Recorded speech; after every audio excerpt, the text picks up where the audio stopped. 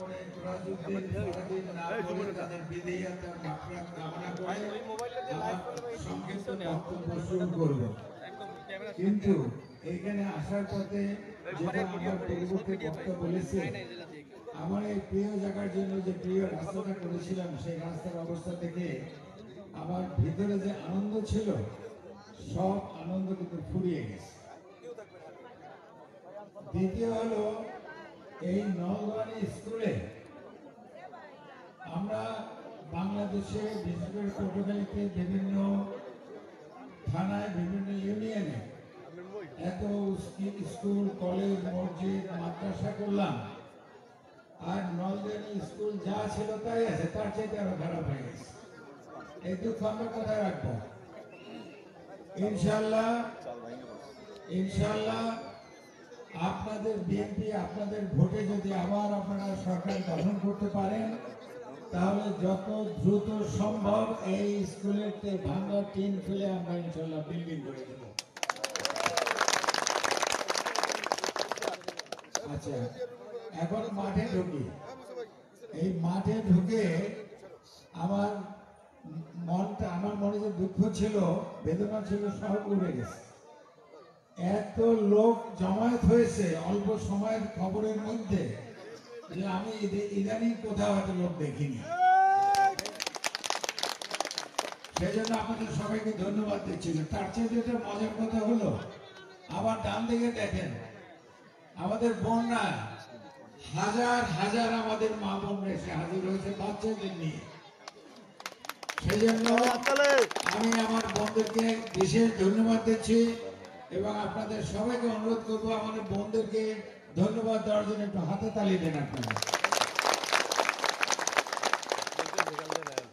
আরো একটা সুন্দর জিনিস দেখেছি এই মিটিং এ, এই মাহফিলে যত ছোট ছোট সোনামণিদের দেখেছি, কোন মিটিং এ কিন্তু আগে দেখিনি।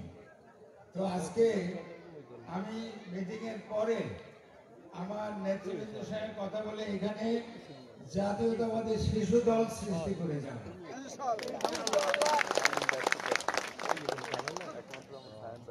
আচ্ছা, এখন আমার সেই পুরোনো কথা মনে পড়ে। এখন থেকে 30 বছর আগে যখন আমি ম্যাডাম খালেদা জিয়া আমাকে পাঠালো আপনাদের সঙ্গে রাজনীতি করার জন্য, তখন তো একেবারে আনকোরা ছিলাম, নেতারা যা বলতো তাই। তো নেতারা ভোরবেলা যে স্টেজ করতো পূর্ব দিকে মুখ করে, সূর্যটা একেবারে মুখের উপরে করত, আর বিকালে যে মুখ করতো পশ্চিম দিকে স্টেজের মুখ রাখতো, সূর্যটা একেবারে মুখের উপরে পড়ে। আর তারপরে বড় বড় নেতারা এত সুন্দর সুন্দর জ্বালানি ভাষায় বক্তৃতা দিত যে আমার টার্ন যখন আসতো ওই মুয়াজ্জিন সাহেব আজান শুরু করে দিত।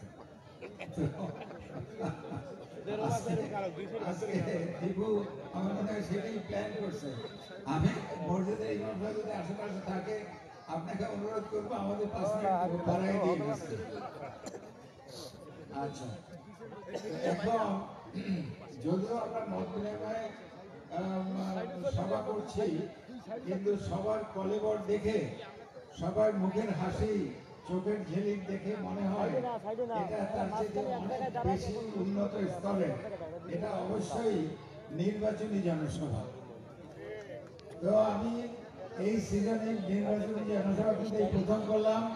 সেই জন্য যারা আমাদের সভাপতি সহ যারা প্রত্যক্ষ পরোক্ষভাবে এই জনসভার সঙ্গে সম্পৃক্ত, আমি সবার প্রতি আমার কৃতজ্ঞতা প্রকাশ করছি এবং ম্যাডাম খালেদা জিয়া এবং তারেক রহমানের পক্ষ থেকে ধন্যবাদ দিচ্ছি।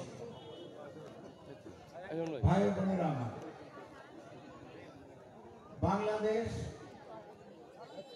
একটা ছোট্ট দেশ, বাংলাদেশ একটা নতুন দেশ।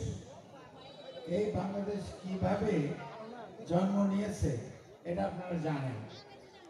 এই বাংলাদেশ যখন 71 সালে বিপদের মুখে ছিল, তখন এই দেশের রাজনৈতিক দল বা এই দেশের রাজনীতি যারা করতো তারা ছিল আওয়ামী লীগ। আওয়ামী লীগের লোকজন নেতারা কিন্তু সেই 25শে মার্চ রাত্রে আন্ডারগ্রাউন্ডে চলে গেল, পালিয়ে গেল, অনেকে ধরা দিল, অনেকে ইন্ডিয়া পালিয়ে গেল। আর সেই সময় আমাদের নেতা শেখ মুজিবুর রহমান তাকে কিন্তু পাকিস্তানে অ্যারেস্ট করেনি, উনি কিন্তু ধরা দিয়েছিলেন, আত্মসমর্পণ করেছিলেন। তারপর উনি পাকিস্তানে গিয়েছেন, অনেক কিছু ঘটেছে, সেই ঘটনাগুলা এখন বললে আমাদের যে হাতের সময় আছে সময়টা ফুরিয়ে যাবে। যাই হোক, মুক্তিযুদ্ধ হলো, সেই মুক্তিযুদ্ধের ঘোষণা, সেই মুক্তিযুদ্ধের ঘোষণার শহীদ প্রেসিডেন্ট জিয়াউর রহমান দিয়েছিলেন। তিনি যুদ্ধ করেছেন, নিজের হাতে যুদ্ধ করেছেন, সেক্টর কমান্ডার ছিলেন, 9 মাস রক্ত ধরে যুদ্ধ করে উনি দেশ স্বাধীন করে দেশে ফিরেছিলেন। কিন্তু এর পরে পরেই জিয়াউর রহমানের উপরে নানা রকম অত্যাচার নিপীড়ন নেমে আসলো। তারপরে তো উনি ইন্তেকাল করলেন। অনেক সরকার আসলো, অনেক সরকার গেল। ম্যাডাম খালেদা জিয়া যখন টেক ওভার করলেন, তখন কিন্তু জিয়াউর রহমানের সেই দেখানো পথেই উনি হাঁটছিলেন। বাংলাদেশ উন্নতির দিকে যাচ্ছিল, বাংলাদেশের অর্থনীতি উন্নতি হয়েছিল, বাংলাদেশের আইন শৃঙ্খলা ভালো ছিল, বাংলাদেশের শান্তি বিরাজ করত, স্কুল কলেজের লেখাপড়া ভালো ছিল, সবই আল্লাহর রহমতে সুন্দর ছিল। কিন্তু দুঃখের বিষয়, পার্শ্ববর্তী দেশ এবং বিদেশের ষড়যন্ত্রে খালেদা জিয়াকে এখান থেকে উৎখাত করা হলো এবং বাংলাদেশের উপরে গত 15-16 বছরে যে অত্যাচার, অবিচার, মিথ্যা মামলা, বন্যা বয়া দেওয়া হয়েছিল, সেগুলো আমি কি বলবো আপনাদেরকে। আমাদের বিএনপির উপরে 5 লক্ষ মিথ্যা মামলা দেওয়া হলো, 50 লক্ষ আসামি করা হলো। আমি নিজে 2 বছরের বেশি জেল খেটেছি, 5-7 বার অ্যারেস্ট হয়েছি, 20-25টা মামলা ছিল, হয়তো আরো বেশি ছিল। কিন্তু সেটার চেয়ে বড় কথা হলো, আজকে আমরা যারা এই স্টেজের উপরে, স্টেজের নিচে বসে আছি, এর মধ্যে কি কেউ আছেন যে বলতে পারেন যে আওয়ামী লীগের হাতে অত্যাচারিত হন নাই? আপনারা কি কেউ বলতে পারবেন যে আপনাদের দোকান দখল করে নিয়ে যায় নাই, আপনাদের জমি দখল করে নিয়ে যায় নাই, আপনাদের ধান কেটে নিয়ে যায় নাই, আপনাদের পুকুরের মাছ তুলে নিয়ে যায় নাই? আর যখন আপনার কিছুই ছিল না, তখন আপনার বাড়ির ওই দাদার আমলে বড় গাছটাও কেটে নিয়ে গেছে। কিন্তু তার চেয়েও দুঃখের এবং লজ্জার কথা হলো, আপনার সালিশ করার জায়গা আপনার ছিল না, নালিশ করার জায়গা আপনার ছিল না।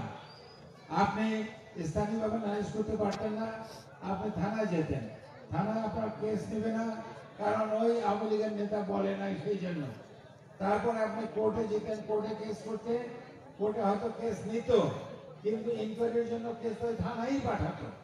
তাহলে অবশেষে আপনার ফল হতো কি? 0। আপনার এত অন্যায় অত্যাচারের পরে আপনি যে বিচার প্রার্থনা করলেন, তার রেজাল্ট হলো 0।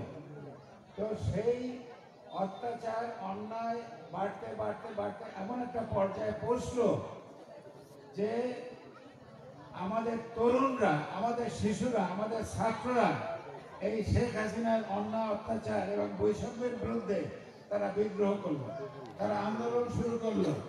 এবং সেই আন্দোলনে যখন তারা অকাতরে রক্ত দিতে শুরু করলো, তারা প্রাণ দিতে শুরু করলো, তাদের পিতামাতা মাঠে নামলো, রাজপথে নামলো। তা দেখে দেখে তাদের শিক্ষক শিক্ষয়িত্রী রাজপথে নামলো। তা দেখে দেখে আপনি আমি আমরা 20 কোটি লোক মাঠে নামলাম। রেজাল্ট যখন তাই হয়েছে, শেখ হাসিনা তার দলবল নিয়ে পালিয়েছে। আমরা তো কথা আগেও দেখেছি, এই জিনিসটা আগেও 2-4 জায়গায় দেখেছি যে সরকার ব্যর্থ হলে প্রেসিডেন্ট পালিয়ে যায় অথবা প্রাইম মিনিস্টার পালিয়ে যায়। কিন্তু এখানে লজ্জার ব্যাপার হলো, প্রাইম মিনিস্টার পালিয়েছে, তার স্পিকার